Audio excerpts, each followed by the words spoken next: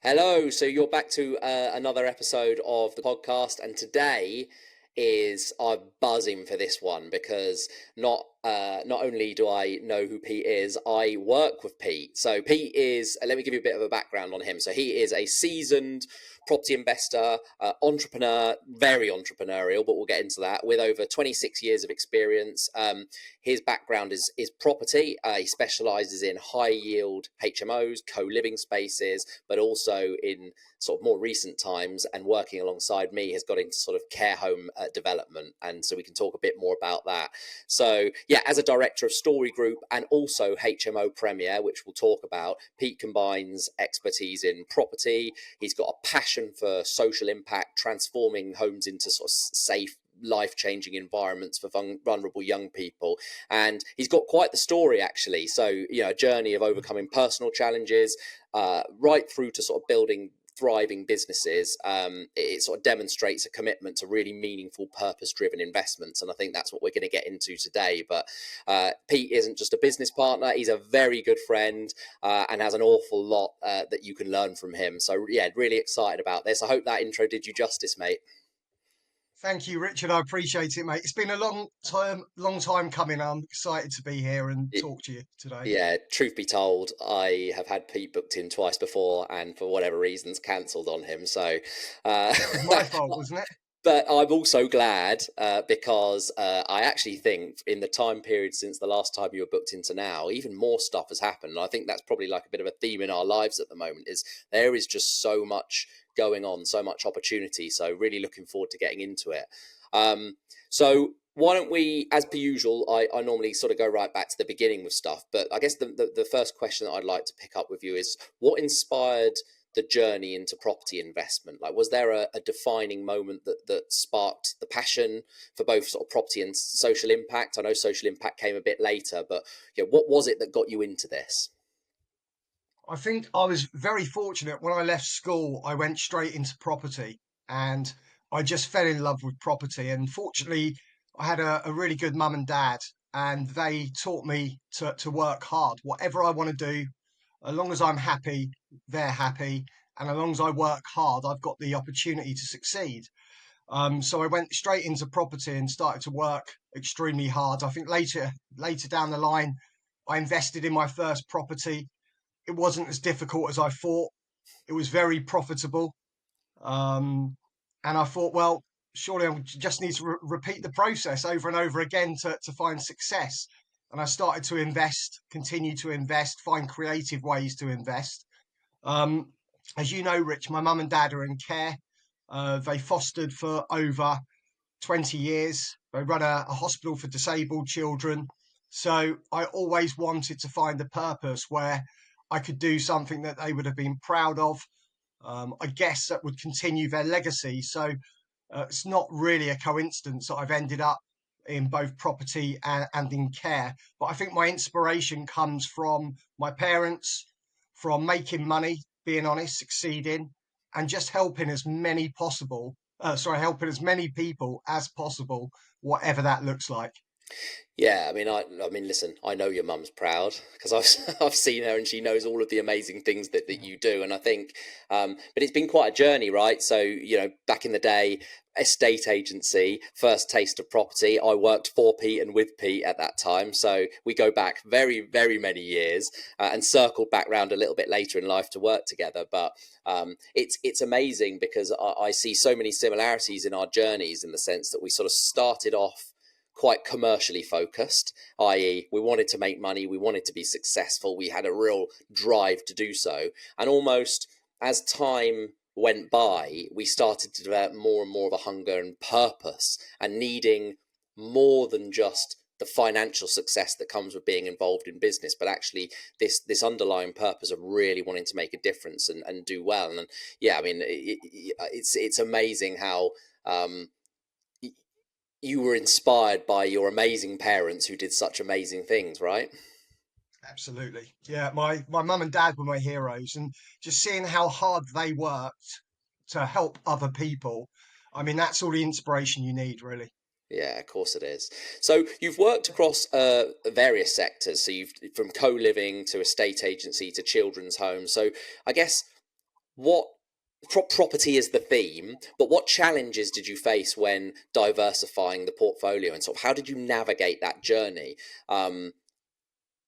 They're quite different things, you know. But I think to the layman, buying an investment property and renting it out is probably as much as someone understands about property investment. There's so much more to it than that. Absolutely. It depends what angle we're looking at, whether we're looking at HMOs, co-living, whether we're looking at care homes. But I think I always want to be the best. I will always look at what else is out there, who the competition is, what the problems are, and I'll look at solving the problems. I'll look at producing the best product, and a way to ethically invest. So, for example, if we're looking at HMOs, they were renowned for being student accommodation, pretty rundown properties. And I saw a gap in the market. I saw a gap in the market to offer luxury HMOs, co-living spaces to professionals, to people that can afford to pay more, but in return, they want better facilities, bigger rooms, they want areas to work in, and they want convenience. They want smart televisions, internet ready to go. And as a result of that idea, I was able to create investments where you could take a buy to let house, which was earning £1,500 a month, to a luxury co living house, which would earn up to £6,000 a month. The same mortgage, the mortgage payments doesn't go up, it's just the income and the profit. And we'd offer a luxury product. And rather than going after a HMO market, I went after a apartment market. So people living in one bed and two bed apartments, they could have better quality homes.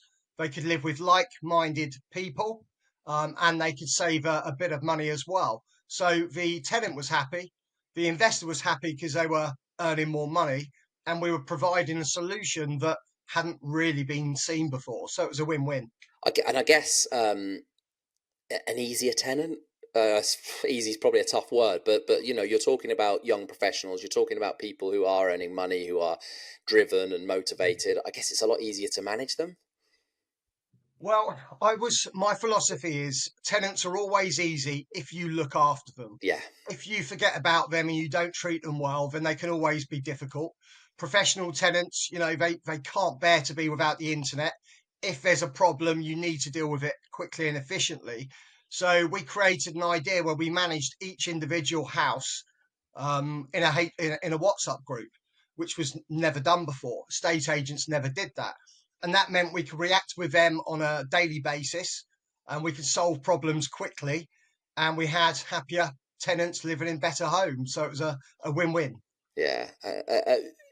I'd like to talk a little bit about the quality of the homes. Now, I'm lucky because I have the insight that I've been in these homes, and they are first class. Like, I'd be interested to talk a little bit about your point of view on that, because you really are very different in the way that you do things. When you look typically at an investment house, or an HMO, or certainly care homes, and we'll come on to those in a bit, they're never that great. It's whether it's that an entrepreneurial mindset of doing what's necessary without overspending on something so that you can make something more profitable. I think what stands out about your homes are that they are so high quality. So it'd be interested to know your point of view as to why and why that decision was made, because there will be some people out there saying, well, you could save money and you could make more by not doing it, right? I think for me, again, I talk about this a lot when I'm talking about myself in property. I always want to find a solution that's never been found before. And for me, luxury co-living houses had been, people had dipped their foot in the water, but they hadn't really done it properly. And I wanted to find, I wanted to create homes that had never been seen before, and that's exactly what we've done. From the quality of the development, the quality of the en suites and bathrooms, the quality of the kitchens, um, everything is something you'd probably find in a stately home, or a really expensive family home. And that makes people want to live there. Even the furniture. I mean, you can house a HMO for probably 10 grand, but we spend up to £30,000 um, with furniture packs in our houses. We theme them to make them individual and unique. We put smart televisions in every bedroom. We use the best Wi-Fi, the best quality beds. There's always lots of storage. And all these small things add up to make our properties unique, but they also mean that tenants are prepared to pay higher rent.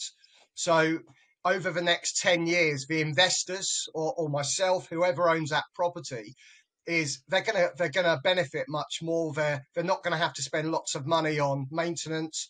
They're not gonna have to replace furniture on an ongoing basis, and they're gonna get those returns month in, month out for the next decade.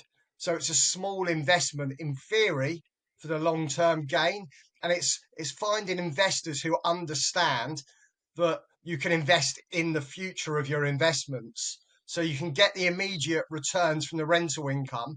You're adding value to the house with the development and the improvements to the house. And you're not spending tens of thousands of pounds over a decade on replacing furniture. Yeah, it's really interesting. I don't know how much you can go into figures in terms of. I guess you could be a little more generic, but something that I remember happening quite recently is you mentioned earlier on, in you said you wanted to be the first person that was able to charge £750 a room, right? But am I right in saying that you've massively broken that record now? Absolutely. When I achieve something, you know what I'm like. I want to evolve. I want to improve, and I want to break my own records. Yeah. And we've evolved the things that we're doing, the way that we do it, and we're getting up to £1,000 per room now. So even on a 6 bedroom HMO co-living, you can create around 6 to 6.5 grand's worth of income in a single month, which the yield is incredible, absolutely incredible, It's unbeatable. crazy, and I think there'll be people there thinking £1,000 a room that'd get you a house in certain parts of the country. But like, no jokes, you need to see these rooms. They are such high quality. Okay, cool. So I guess I'd like to talk a little bit about, I guess you personally, right? So I know that you've been through stuff. You've had adversity, and I think there are things that have happened in your life that have certainly shaped the drive that you've got and the purpose that you have. Can you share anything about that? Absolutely. I think that's a really good question because we're all very eager to talk about our successes, Mm. everything that goes right, and we paint this picture that we are in this sort of perfect lifestyle, which really doesn't exist, if we're being honest with you. I think there's always been challenges in my life. As you know, I've got ADHD, which I'll come back to. So, being a kid with ADHD before it was really recognised was really challenging. Um, but I think the hardest part of my life, which I'll talk about today, was between 2015 and 2020. 5 year period. I split up with my long term partner. I probably wasn't at my best. At the same time, I lost my stepdaughter, which was really difficult. I randomly found a brain tumor, which completely changed my life. It was one of the most difficult things I've ever navigated through in life. Um, it wasn't cancerous, but it had been growing. The doctor said up to 10 years. If I hadn't have found it, I could have been left brain damaged or died. So it's significant. And that trauma lives with me today, but it drives me now. It doesn't get me down, it drives me. At the same time, I came out of my day to day employment, the company I'd been in for over 15 years, making lots of other people money, by the way. And I got re diagnosed with ADHD as a result of the brain surgery. And although you should take up to a year off after brain surgery, I went straight back to work. Um, Driven or stupid, I don't know. Bit of both. A bit of both. I think you're probably right. And I lost my dad in 2020 going into lockdown. My dad was, as you know, my hero, will always be my hero. And I was in a house on my own. There was only 7 people at my dad's funeral. There would have been 7,000 if it wasn't for COVID. Um, and that was a really tough 5 years and an end to those 5 years, just going into COVID. I remember being at my mum's the day of a funeral, and this moment will stick with me forever. And as the hearse came, my mum lives in Wylam in Bracknell. Every single person in Wylam came out of their house and clapped as we drove away in the hearse to the funeral. And that was what my dad deserved. And that was one of the most incredible moments of my life. And I've got a really positive family. My mum's incredible. And we made a conscious decision that we were going to celebrate my dad's life, that we were going to celebrate everything that my dad stood for. And that actually gave me, in a weird sort of way, the drive to then take the last 5 years and turn it all into positives, to Hmm. find something, another purpose my dad would have been proud of. And I think I found myself in a weird way coming out of that. And then it's no coincidence, Rich, that you and I met again. We met Brian, and we started to talk about how we all wanted to help other people and we wanted a bigger purpose. And yeah, and that's really where Project Home and Story came along for me. And just, being reintroduced with you, it changed my life, and I came out stronger. And it's definitely made me the best version of myself, someone I'm proud of, someone my dad would have been proud of, and ready to take on the next half of my life, if you like, with a bigger purpose, and able to do more things, better things, and help more people. So that it's weird how positives come out of the most difficult times. Well, I mean, listen, you've covered a lot there. I personally, knowing you, mate, I think you're one of the strongest people I know, and I sometimes don't think you know how strong you are. But to go through such an awful period, um, not to crumble, where I think so many people were around that time, and they were dealing with an awful lot less than you were, and to then take from that and turn it into such a purposeful, powerful drive to go and do something even bigger is so admirable. And I'm lucky enough to have been on that journey and around you at that time. And yeah, mate, it's an honor to have seen someone almost sort of transform out of all the adversity to go and do something brilliant. And yeah, I mean, I don't often get all airy fairy, but I think, the universe works in bloody strange ways. And what happened around that time, as you've just said, is me, you, and our other business partner at the time, Brian, or soon to be business partner, all just seemed to materialize into each other's lives, and all with this super powerful purpose that we wanted more from life. And it didn't necessarily mean we wanted more money or success. It was that we wanted to use the money and the success and the drives that we had to impact others. And it just happened in a click of a finger that we're all sat round a table randomly, and something amazing was born. So yeah, crazy times, but I'm delighted to have been on that, and continue to be on that journey with you. But why don't we talk a little bit about Project Home, at the time, now Project Home, but we'll get into that. Project Home, how did that materialize? Well, I think it started from an Instagram message from from you, Rich. Yeah, it did. I was locked in COVID, and I was doing a sponsored walk to raise money for dementia in aid of my dad, just to have a positive focus through COVID. I was raising a lot of money, and I got a message from you, and you said, "Pete, love what you're doing. I've got some ideas where we can help more people and we can do something amazing. I need you to meet Brian." And then I think we met at David Lloyd. Was that right? We did. We met one week, and got round a table, and Brian shared his frustrations with the care home industry, care homes for young people, should I say, and that he didn't think the standards were great, and he thought there was a huge opportunity to do something amazing. He'd already asked me, who do I know in property? And I said, there's only one person in property. Message Pete, and we're sat round this table, and we're talking about the potential of what could be done. And I think a week later we've started a business. It was that quick, wasn't it?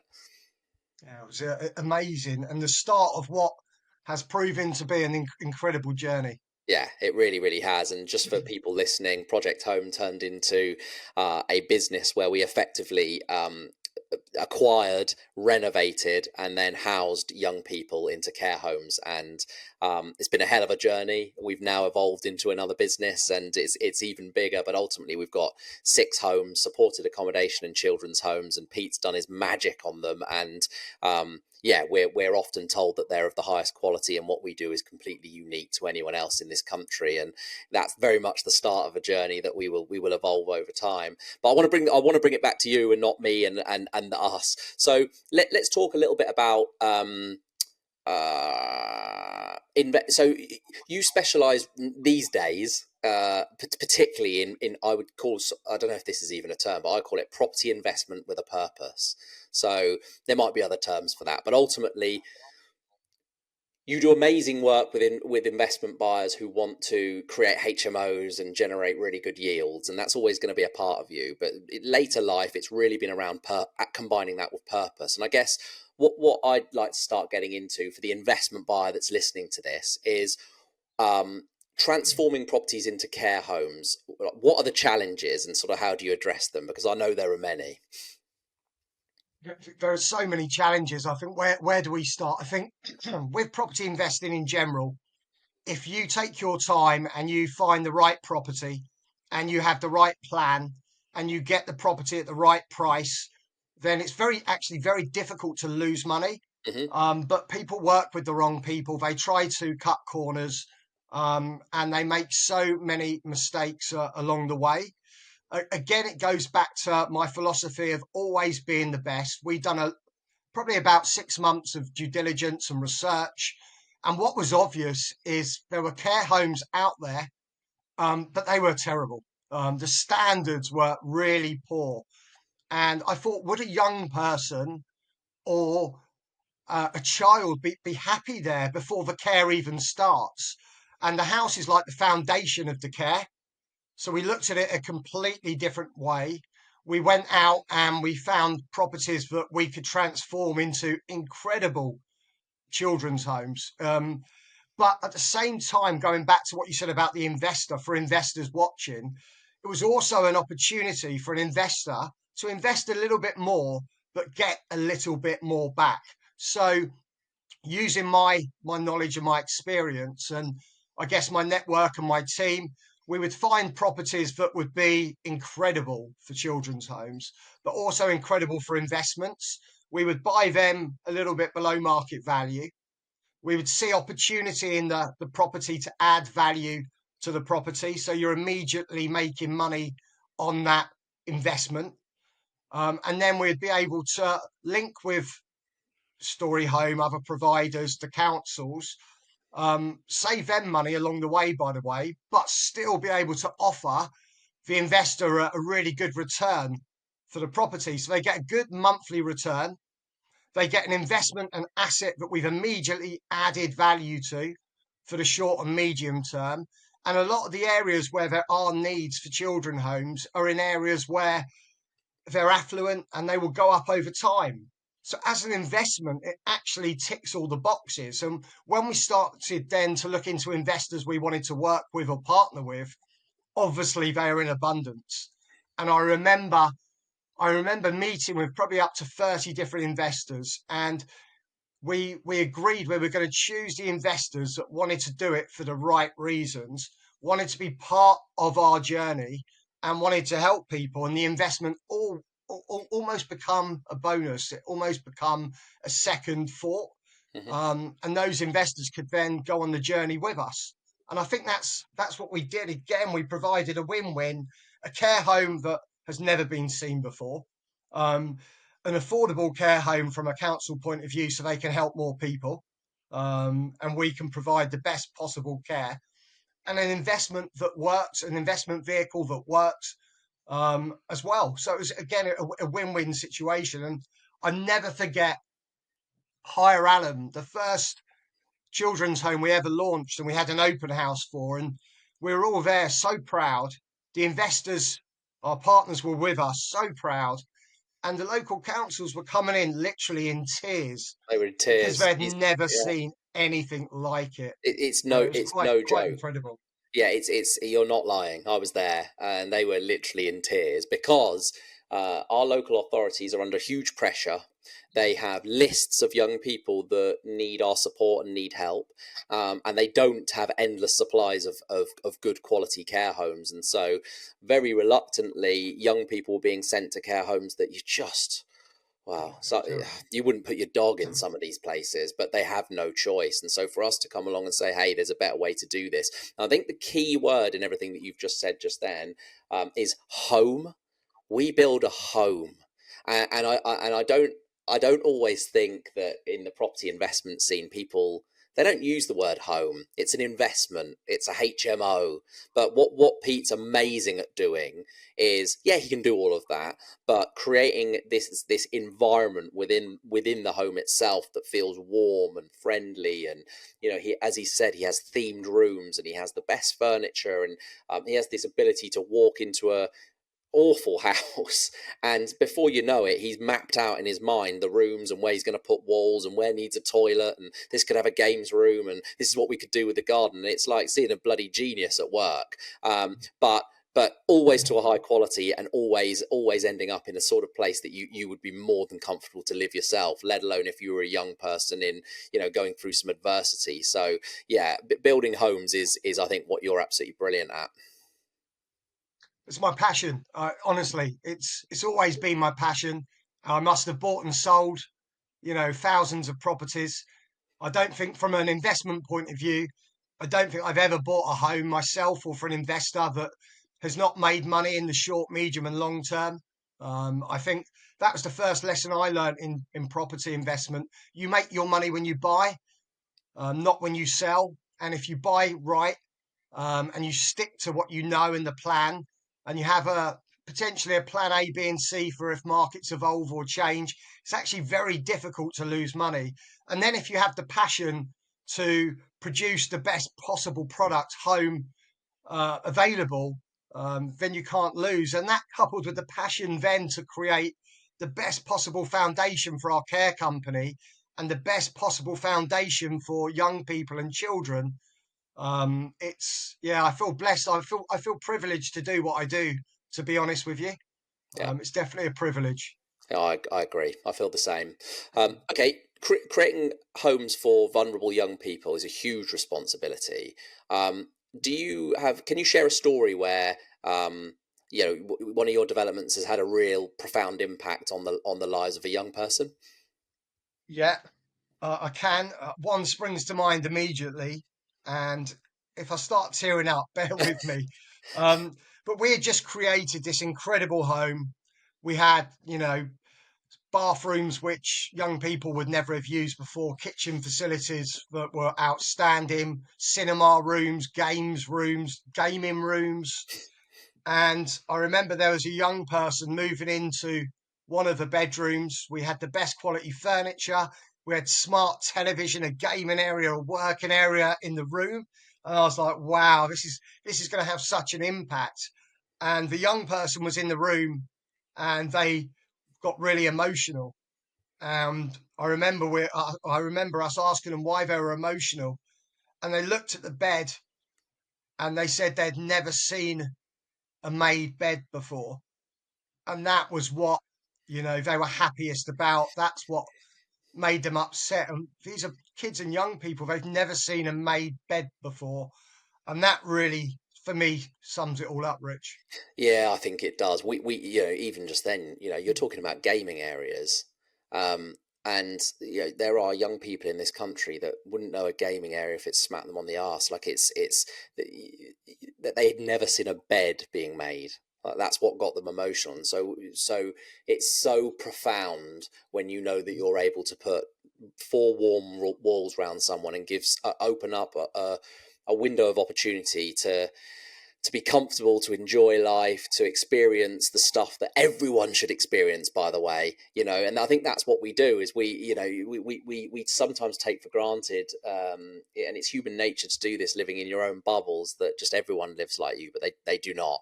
And so, yeah, one of the most profound things for me, and I remember that story, I remember it really, really resonating. And I remember going home and telling my boys about it and telling them how bloody lucky they were.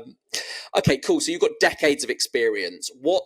what would you say? What's been your approach to scaling? Actually, this is a good question. What's been your approach to managing and scaling HMO Premier and Story Group at the same time? Like, how do you manage that? I think you've got to, if you've got a company that you're proud of, you're passionate about, you've got a purpose, you enjoy it, it's a lot easier. Um, I think you've got to have good people around you. Surround yourself with good people. You have to. That's so important. If you haven't got the right people around you, it's very difficult to be successful, let alone scale anything. I'm very, very obsessive, organized, structured. I have to. I think ADHD is either a superpower or it gets the better of you. Yeah. So once you learn about ADHD, it can actually benefit you. It can give you more energy. It can give you more passion, more purpose, and it can give you more drive to then take what you're passionate about and take it to higher levels. I think with HMO Premier, I just stick to my beliefs, Richard. I know I could be a lot bigger. I could do a lot more. But my philosophy is work with less people, but better people. Work with investors that want to be around me for the next 10 years, that become more than just a client, and continue to help those people and build those portfolios rather than try and scale too quickly and lose my product, my purpose, or my desire. I think with Story, it's different. I think it needs to be scaled because there's a bigger problem. I think I've got a passion to change the face of social care and social living up and down the country. It's probably my biggest passion in life. And how do we scale that? Well, we work together. We work with great people. We're never greedy. Um, and we want to be the best. And if we can be the best and we can take the best people with us, then it's something that can be scaled to the level we want. I mean, I want to do this up across the country. I want to do this nationwide because people need to be helped nationwide. Because we can't just look at Berkshire and Surrey and Hampshire and say we've done our bit. We've changed part of social care and housing. There's the whole of the UK to think about, and that's my biggest purpose, and that's that's what I plan to scale over the coming years. Just go. I mean, which is amazing, and I'm with you, mate. By the way, but you mentioned about HMO Premier and not wanting to scale too much and wanting to do sort of the less is more approach. I guess that's because the art of what you do is the personal touch, right? So you are, I know what you do because I see you, and I don't know how you do it, but you may have 6 or 7 properties on the go at any one time, and you're visiting these properties almost daily, aren't you? To check in on build teams, to make sure that things are going as well as they could. You're having dinners 4 times a week with investors. You know, you're working on a Saturday with agencies. Like, is it is the nature of what you do the personal touch, and actually it would be very, very difficult for you to be able to sort of almost hand off what you do and trust that others would be able to do the same thing? Absolutely. I think to scale, you have to replicate yourself. And I think it's very difficult to replicate what I do in terms of knowledge, experience, passion, and care. I work with every single investor, whether that's in Story or HMO Premier myself. I build those relationships myself.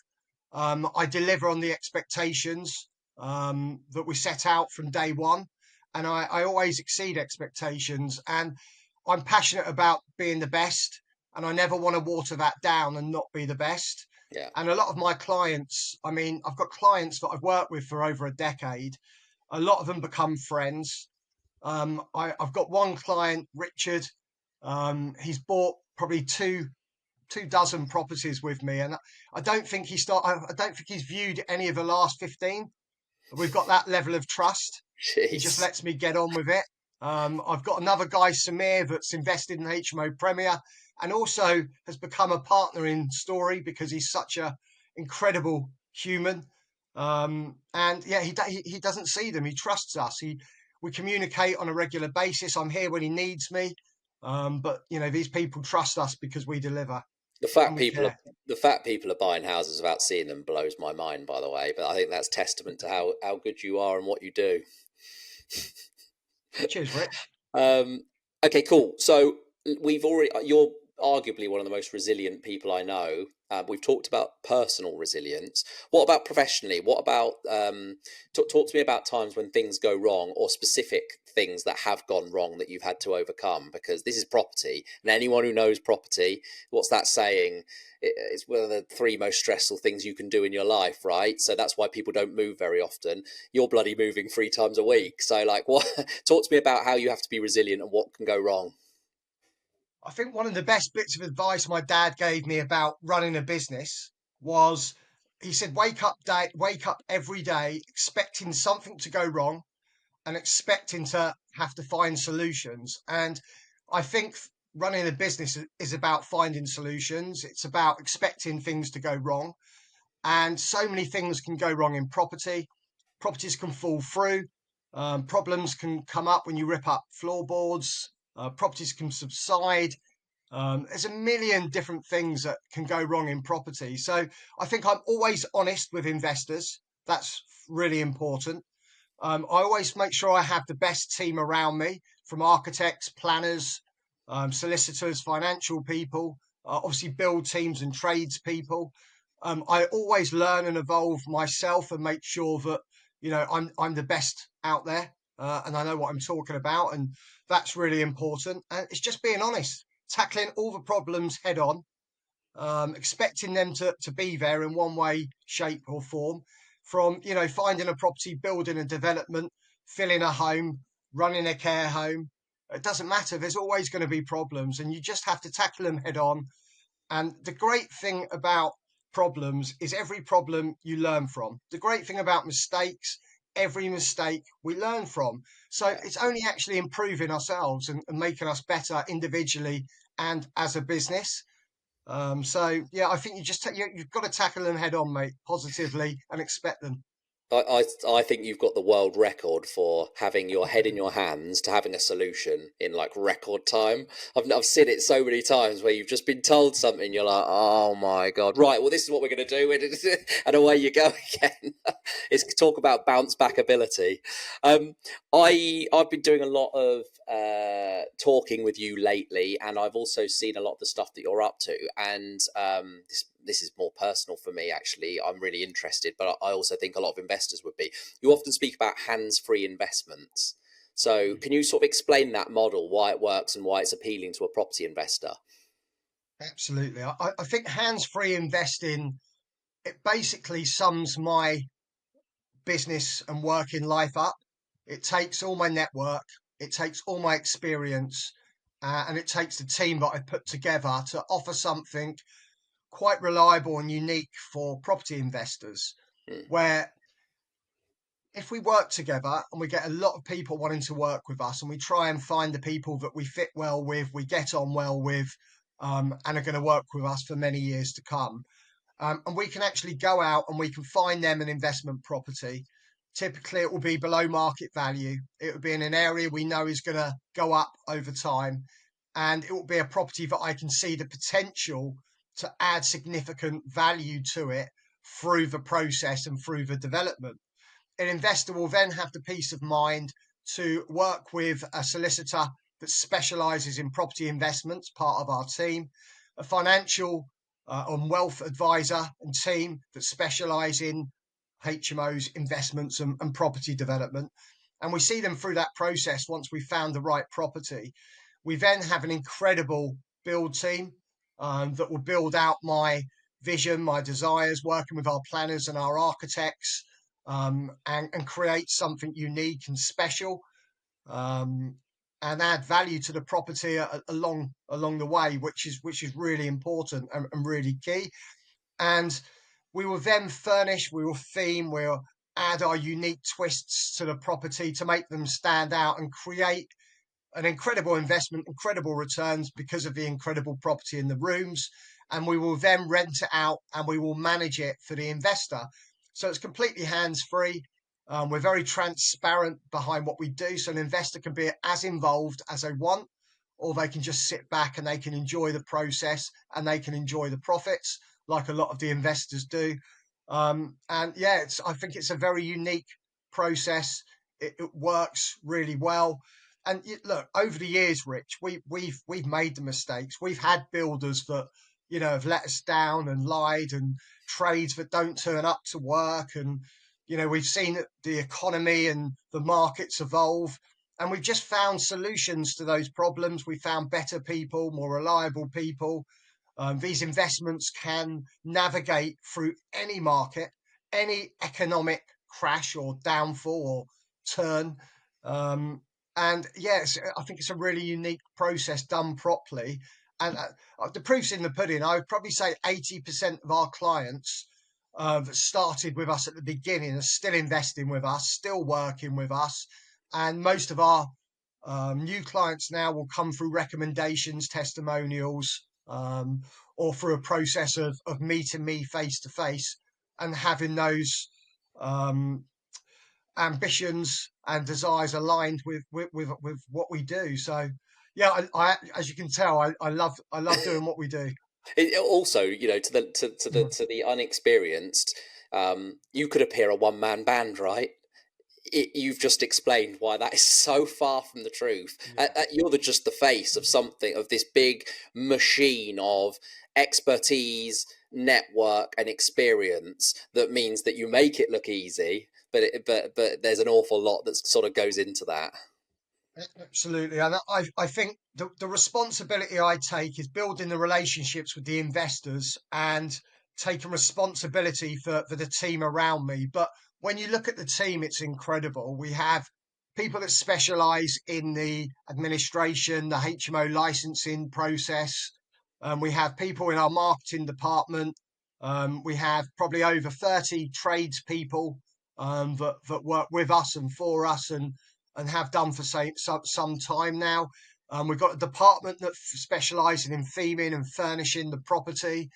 We've got so many people involved, the letting agents that work tirelessly to let the properties. We've got our geeks, which are my favourite people that specialise in understanding the legislation, all of the time. And yeah, there's a huge amount of people around me that make my brand look good, but I am only as good as my team, Rich, and Yeah. only as good as those people around me. What I love about you is when, particularly in care, the care industry, right? So we're looking after young people. The government changes its mind every 2 seconds. New legislation. We'll be sat in a meeting and we'll say, "Oh goodness, they've released this. Something's about to change." And the next day, Pete comes back with "Here's what it means to us. Here's the bullet points. Here's what you need to know." Yeah, it saves me that sort of having to dive into documents. So I appreciate you for that. Well, I um, think, Rich, you know this. When you've worked with Ofsted, yeah, you can yeah, work with anyone. yeah. That is so true. They've got high standards, which rightly so. So I've got a question for you. It's quite a difficult question to answer, I think, but you'll probably have an answer. How do you balance profit with purpose? Because Yeah, in I think that's a really theory, good. sorry I, to I, interrupt, but in theory, they what's the word? They contrast with each other. They can conflict at times. So how do you manage that? I honestly think, Rich, that purpose and relationships and results have got to come before profit. I think if you build a business around profits, it will fail, or it's got more chance of failing. If you produce something outstanding, whether it's a co-living home, whether it's a care home, whether it's a business in any walk of life, if you focus on being the best, you focus on why you're doing it, um, and then build the success from the results, the profits will come. Mm, So for me, I was always in a business growing up, as you know, where it was all about the profits. And that would actually dictate how you manage staff, how you looked after clients. And it was always the result that was more important. And for me, the biggest learning that's come out of all of this for me is it's if you focus on the purpose, if you focus on the results, if you focus on being the best, you will look after your clients, you will look after young people, tenants, you will be the best, and the profits will come. So yeah. for me, the profits come last, Rich. Which is why one of the big messages at Story Group is children before profits. That's how we drive that Absolutely. business, and that's why that business has grown to become so successful. So yeah, it's you're not wrong. Um, are there any sort of habits or daily practices that you've developed? Well, I know the answer to this, that have contributed towards your success, and what are they for the newbie founder just starting out their business? What should they be doing? For me, it's just realizing that everything's not going to go okay. You're going to have down times. Things are going to go wrong. You're going to feel tired. You're going to make mistakes. And for me, that's okay. Yeah. Just embrace it, learn from it, and become better. For me, I'm a really positive guy. I've got my focus board. I've got my motivation boards. I look at them every single day. And you call me the spreadsheet king, don't you? Um, I've got a spreadsheet, and for me, it brings the best out of me, and it accounts for every hour in every day, the minute I get up to the minute I go to bed.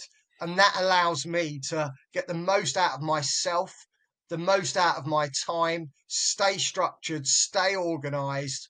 And that's probably for me personally, someone with ADHD, it's unlocked my full potential. That's the best way to put it. For a bit of context here, we both have ADHD.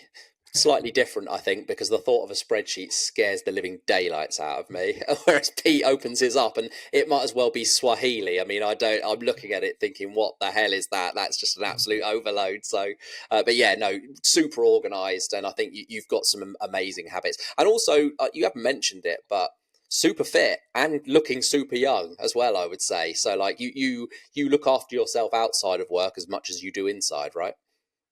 100%. Yeah, I exercise every day. It's part of my daily structure. I think I get more out of myself mentally. Feeling good.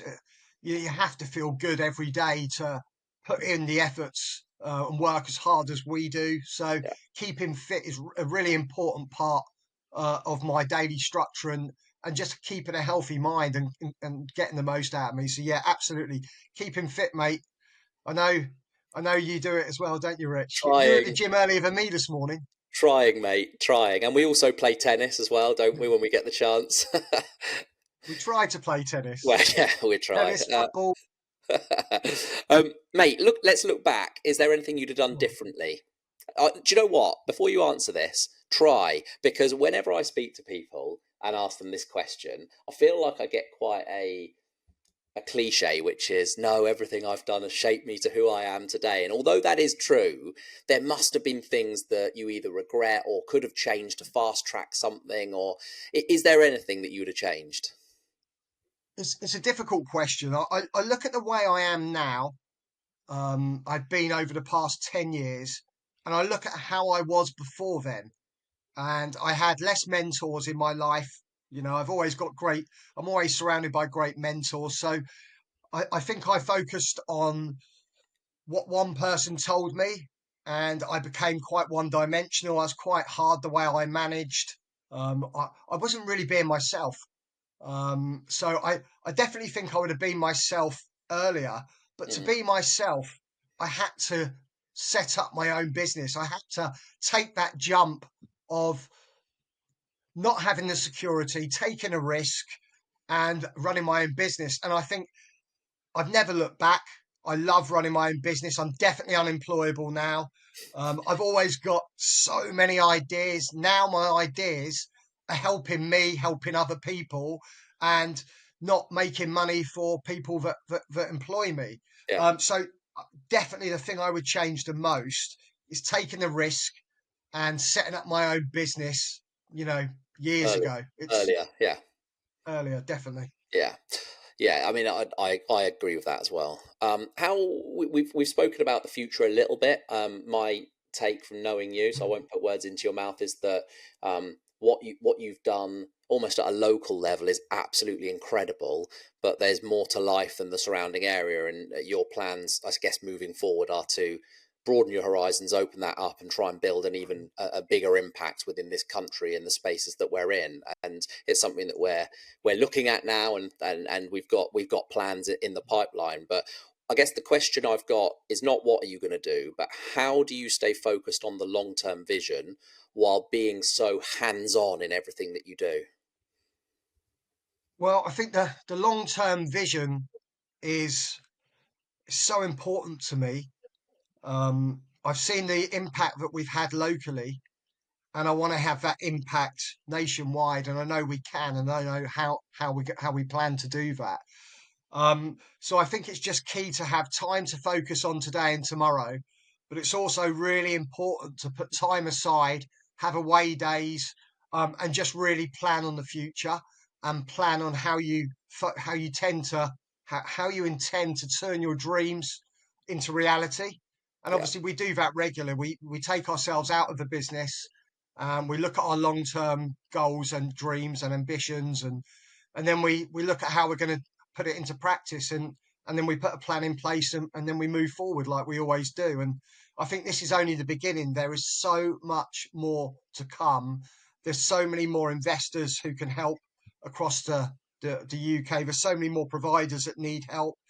And yeah, I don't think I'll rest until we've changed the face of social care across the country, Rich. And if you've got the passion and drive to do that, then you'll find a way of making it happen. and we will, by the way. There's no doubt about it. I'll give you an interesting lens on Pete. So Pete's got quite a big social following. If you follow Pete on Instagram, I'll put your links all around this so people can. But if you follow him, you will often see Pete with his feet up in a dressing gown in a spa by a pool, right? And it looks like this guy lives the absolute life. What you don't know is that's often Pete. He's still working, but that's his. He takes time out of the busy day to day to start thinking bigger picture and vision. So while you might see him with his feet up, actually what he's doing there is plotting and thinking and putting some strategy down, and doing the sort of the, I guess, the like the helicopter stuff above all of the day to day. And yeah, I think it's you've got that balance really, really well done. I'll make a shout out, Rich, to Nirvana Spa. I think it's the best investment I've ever made in myself. I will go there and I will have no one around me unless I'm meeting people there, and I really be able to focus on the future, on planning, and on all the important stuff that is difficult when you're in a busy lifestyle and business. So Yeah. yeah, it's definitely one of the secrets to my success, that place. Yeah, you need to get a tattoo. I do my best thinking in a dressing gown. Mate, it's been absolute pleasure today. Where we've gone over what I normally go over, but I knew we would. What final question? What's the what? So you've got someone sat here today. They're thinking about, this isn't necessarily sector specific, but they're thinking about getting into investment or care or anything actually. What's the one bit of advice that you would give a founder looking to start today? I would probably say don't wait too long. In fact, do not wait another day. There's no perfect time. The sooner you make that decision, the sooner you start a business, the sooner you go for it, the sooner you decide to invest, the better. Do your diligence, work hard, embrace failure, and never, ever give up. Love it. I would have said very similar to that as well, but we're so aligned, it's ridiculous. Mate, you are a legend. I think you've been through an awful lot. You've got drive. There's a reason I'm your business partner, because I just know that we're going to absolutely smash it in whatever we do. So yeah, I hope people have found this interesting. I know they will. And I'll put your links all over the place so people can give you a follow as well. But yeah, thanks for coming on, mate. So it's been an absolute pleasure. And anyone watching, if there's anything I can do to help you, then please make contact, get in touch. Love to hear from you. And Rich, obviously, absolutely adore you, mate. Love you to bits. Cheers, mate.